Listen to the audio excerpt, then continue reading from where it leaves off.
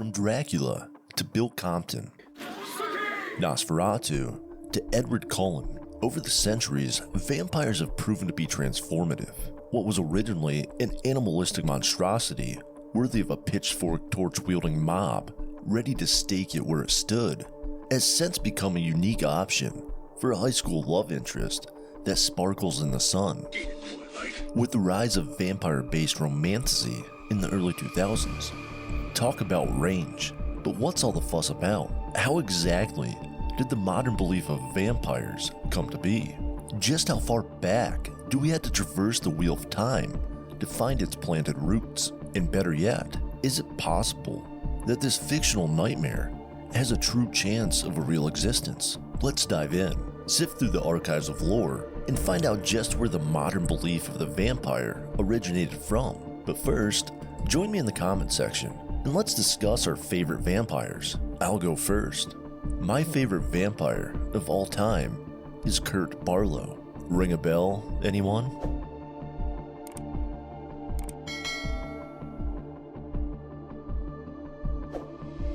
Before we begin, this video is directed towards the modern perception of the vampire based off literature and pop culture influenced by Eastern European folklore. I'll still pay homage to earlier inceptions of historical recordings of vampire-like figures, and my omission of other examples is not for ignorance of knowledge, just for the sake of the direction. Feel free to share all vampire folklore examples in the comments below. I'd love to cover them in a future video. For as long as the sun is hung overhead, and from the first time it settled, the existence of light and the absence thereafter has created uncertainty.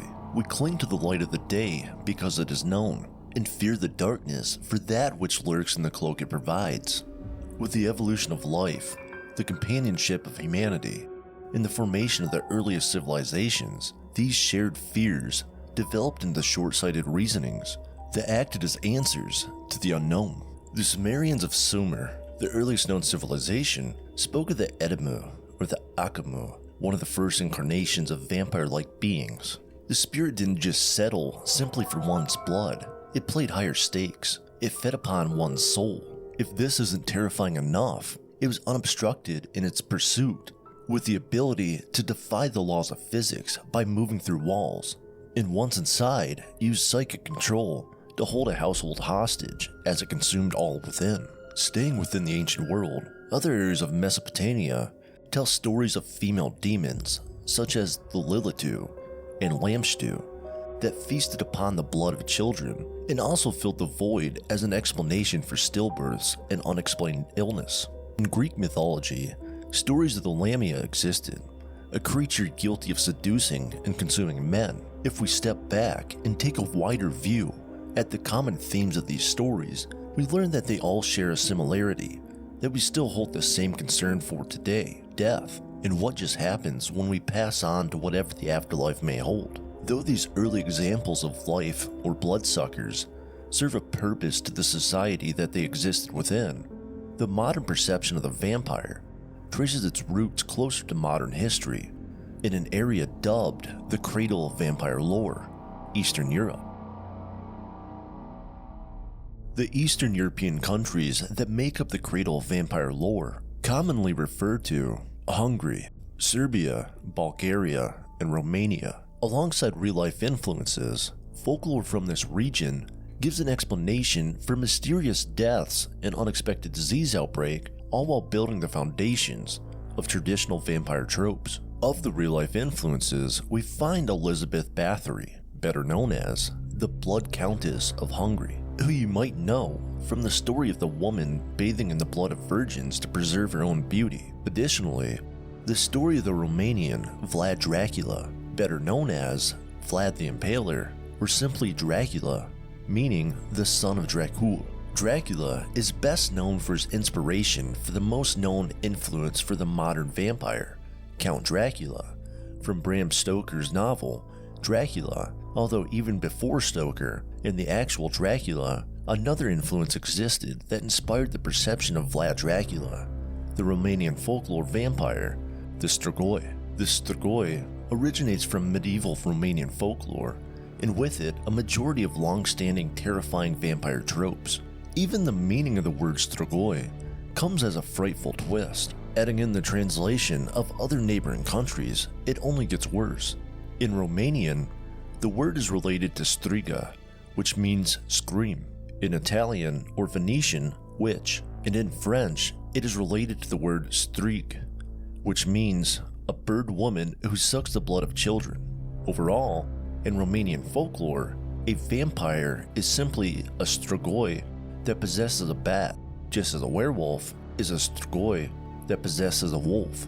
As defined by the 1882 novel Dentil nil papari romana inamomatri by Tedor Burada, one becomes a vampire in the following ways: by being the seventh child of the same sex in a family, by leading a life of sin, and by dying in any of the following manners: dying without being married, by execution for perjury, by taking one's life, or by dying while being cursed by a witch. Furthermore, once becoming a strigoi, one gains the superhuman abilities of transformation into an animal and invisibility, at the expense of a lustful desire for blood that can be paid by physically draining victims by biting them, or more tactful, through psychic absorption, giving all the more reason for this terrifying folklore to have some sort of defensive measure. According to Romanian folklore, to kill a strigoi, the following measures must be taken. Its body must be exhumed,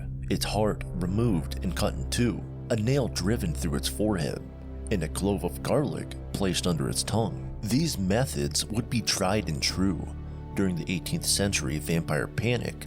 However, outlandish as they sound, some other methods for killing a strigoi include additionally smearing its body in pig fat from a pig killed on a certain gypsy holiday, as well as burying the body face down so it would be forced to head towards the afterlife. Enough about the strigoi. Let's talk about the vampire panic and the literature that developed from it that helped to shape the modern perception of the vampire. The Habsburg Empire, whose capital city was Vienna, Austria, is one of the greatest reasons why we see the modern vampire in such a way. Although the empire did not start the vampire panic of the 18th century, it had a direct hand in spreading the hysteria. In the early 18th century, the annexation of the Ottoman Empire's territory in the Habsburgs' farthest east brought more than just land expansion. With it, disturbing whispering, hushed gossip, and alarming stories quickly spread amongst the empire of creatures that lurked in the night, bringing a new sense to the word nightmare, all of which was convincing enough for the Habsburg Empire to send a military scouting party to investigate the distress. What they found was terrifying to say the least. Nick Groom, professor of English literature at the University of Macau and the author of The Vampire: A New History, had this to say about the Habsburg military investigation. In the 1720s, the military was sent to investigate what's going on, and in 1725, there's a report sent back saying that a body had been exhumed and staked and then cremated because it was terrorizing the local community. He also states that during this time, in 1725, the word vampire made its written debut. Thereafter, there was no controlling the frenzy, as the fascination with the concept of vampirism rapidly spread across Europe, leading all walks of life carrying out investigations into alleged cases. With it, we gain medical explanations and common traits associated with vampirism we still subscribe to today. Prominent characteristics associated with vampires comes from the exhumation of one's body after death. When one dug up a suspected vampire to make sure it never walked the earth again, signs of natural decomposition were rudely mistaken for signs of continued life. These vamp hunters most certainly found hair and fingernail growth, receding gums that made the deceased's teeth look that more terrible, and open mouths filled with blood, providing credence to the idea of bloodsuckers. Others might have found even more frightening, quote-unquote, evidence of life beyond death tied to a common medical ignorance of premature pronouncement of death that only added to the insanity when an extremely sick, belligerent drunk, or coma-stricken individual was buried well before their time. When these vamp hunters cracked open a deathbed, they might have found signs of struggle, broken and bloody fingernails, and desperate claw marks on the lid of their coffin. By the mid-18th century, the Habsburg Empire made medical determinations debunking the vampire panic of Europe, providing logical reasoning why vampires were nothing more than folklore gossip and held no real threat. Pellagra, a dietary deficiency from corn-heavy diets that can cause extreme sensitivity to light and rabies, was offered as an explanation, which makes sense, as a widespread outbreak of rabies occurred in the 18th century during the height of the vampire panic. Still, this reasoning did not settle the popularity of vampires, and they soon found a new medium to eternally exist upon: literature. Obviously, without the lore and the quote-unquote true happenings, the idea of the vampire would not have existed. However, this alone may have sizzled out, becoming nothing more but lost grumblings of the past. What we should truly pay homage to for the modern incarnation of the vampire is without a doubt Gothic literature from the 18th and 19th centuries. Nick Groom, who we talked about earlier, and Stanley Stepanek, an assistant professor in the Department of Slavic Languages and Literature at the University of Virginia, explain it best. The vampire became more than just the idea of a night terror to be blamed for unexplained death due to the lapse in understanding of the spread of illness. What the vampire became was a symbol to explain a multitude of questions we all share and face as human beings. Groom explains the vampire as a sort of thought experiment that professionals across disciplines reflect upon in their respective moment in history as a way to understand things like the spread of infection or capitalist exploitation. Stepanek adds that vampires mirror human existence, explaining issues and anxieties. Let's dive into some of the most influential vampire-based pieces of Gothic literature. I'll leave it up to you to analyze surface-level details that help tell an underlying narrative relevant to their time. Heinrich August Osenfelder's 1748 poem, Der Vampire, is considered the first vampire poem. In it, a vampire narrator seduces an innocent maiden. John Polidori's 1819 The Vampire is considered the first vampire story. The mysterious aristocrat, Lord Ruthven, seduces a young woman, drinks her blood, and then disappears. This story adds the rich aristocrat trope to the long list of vampire traits. Bram Stoker's 1897 Dracula, although not the first, it is the most famous and influential vampire story, popularizing many vampire tropes including survival and destruction, aristocracy, and vampires being from Eastern European origins. The story follows the infamous Count Dracula, a vampire with supernatural abilities he uses to prey on the innocent. He was inspired by both Vlad the Impaler and Countess Elizabeth Bathory. Not literature, but still essential to the formation of vampire tropes, the 1922 film Nosferatu. To say it was inspired by Dracula would be too kind. It was a blatant ripoff, but served the purpose of introducing us to the vampire's vulnerability to light. Thereafter, the 20th century saw vampires transforming from animalistic predators to more human-like beings. This transformation happened over time with a long list of literature, TV, and films that helped to show vampires in a new light, but none was more influential to the development than Anne Rice in her 1976 novel, Interview with the Vampire. This novel alone introduced to the world that vampires could be just like us, gossip-driven and self-loathing. It also lessened physical vulnerabilities and made them more superhuman in both their abilities and appearance. Vampires now had super speed, heightened senses, and lustful beauty, being only vulnerable to daylight, fire, and the death of the first of its kind. This being the vampire that we all desire to become. Rice's influence did not stop there. It influenced the preceding transformative work of the early 21st century when vampires became a desirable star-crossed love interest, starting with the TV show Buffy the Vampire Slayer that ran from 1997 to 2003, featured main protagonist Buffy Summers, who happened to be a quote-unquote vampire slayer. Crazy, who would have guessed? Falls for a vampire named Angel. To the same theme, HBO's True Blood series, based off Charlaine Harris's Sookie Stackhouse book series, features multiple human-vampire relationships. Later in the mid-2000s, a new vampire romance born between vamps and teens, made popular by novels such as The Vampire Diaries by L.J. Smith and The Twilight Saga by Stephanie Myers. Although it seems that vampire romance completely outshines all else in modern times, it is easy to forget that during the rise of this niche, another ran parallel: vampires as unsung heroes. The 21st century also delivered us 3 Blade films that featured a half-human, half-vampire superhero, as well as multiple underworld films that told the story of an endless vampire-werewolf war, and the return of Buffy the Vampire Slayer's Angel in a new light, in the main role in the show Angel as a private detective. Despite modern medicine completely debunking the possibility, pop culture twisting vampirism in every aspect, and our understanding that for the past 300 years, Gothic literature has used vampirism as an allegory for deeper societal struggles, we still can't help but obsess over the idea of true existence, and with good reason. Just when we think we have it all figured out, stories of alleged true encounters make us question our understanding of it all. Here are some stories for you to chew upon. Strigoi folklore tells of 2 prominent tales from the 17th and 18th century.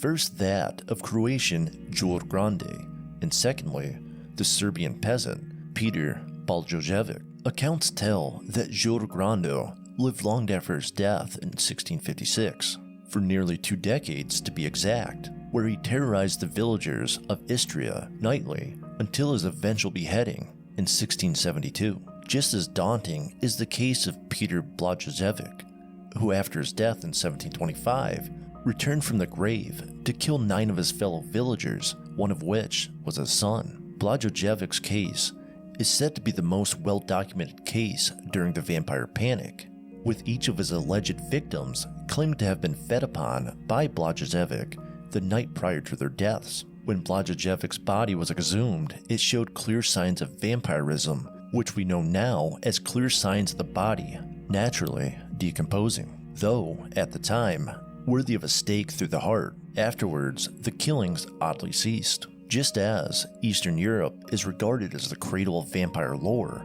Louisiana serves America equally so. Here among many, we find the stories of Jacques Saint-Germain, Auguste Delagrange, and the Carter brothers. I'll cover each briefly, with the intent on deeper dives in the near future. Saint-Germain's story far exists outside this one isolated incident, Louisiana just being a short chapter of the alleged eternal man. In the early years of the turn of the 20th century, this international man of mystery appeared in America's deep south in the town of New Orleans, leaving behind his former home in France. Here he brushed elbows with the city's rich socialites, throwing lavish parties, fully catered, and him the sole entertainer. Saint-Germain told stories across history as if he was there to live them. He never ate, and notably only sipped what was presumed as red wine, only adding to his mystical characteristics.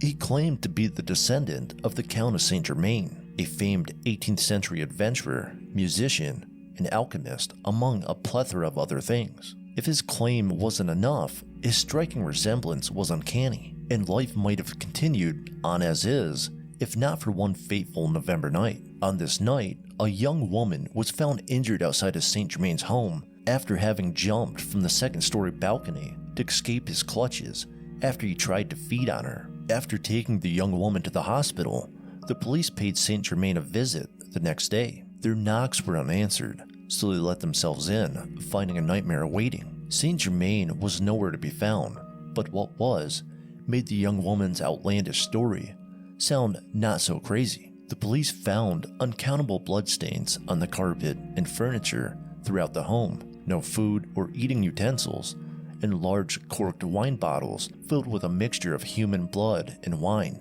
Saint-Germain was never found, leaving those to wonder if he truly was a vampire. For all we know, he might still be rubbing elbows at lavish parties with the rich socialites of today. Auguste Delagrange was a serial killer who roamed the Louisiana nights of the early 1900s, where he claimed the lives of over 40 victims. Each of his victims shared the traumatizing characteristics of dismemberment and being drained completely of their blood, leading those to believe that Delagrange was anything but human, and more likely a vampire. It would take the unlikely pair of a Roman Catholic and voodoo priest duo to finally bring the man down by driving a stake through his heart.